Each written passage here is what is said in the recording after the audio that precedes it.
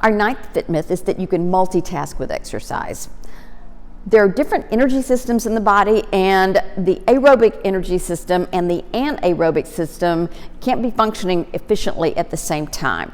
So that means there's a reason when people come in who are really serious walkers and they discovered that their legs aren't really very strong, or people who are used to lifting weights may discover that they don't have the endurance that they thought they had for going upstairs.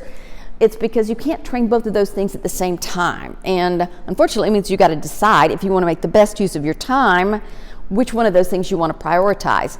By the same token, you will see somebody who's doing a movement that's supposed to be like a power move go for the biggest, heaviest medicine ball you can find.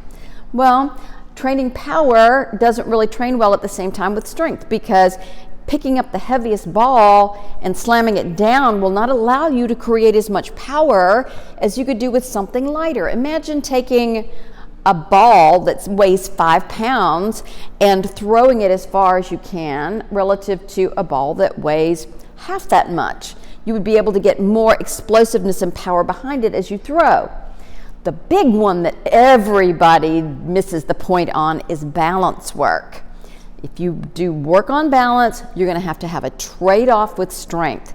Back in the days when everybody was standing on a Bosu or trying to squat on a ball and do some kind of strength training movement at the same time, it's totally worthless, because most of the time we need to be working on balance on the kind of surface that we're walking around on, like this floor.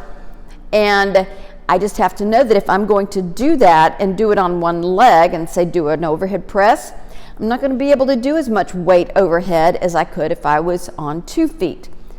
So that means if you want to do one of those things, you have to pick the one you want to prioritize, and just know that the second one is going to, I was going to say suffer, not suffer, but you won't get as much benefit from that. So that means that if I'm doing this on one leg, then sooner or later I'm going to want to go back and do it on 2, just so that I can get the most strength I can out of that exercise after having just gotten as much balance as I could out of that exercise.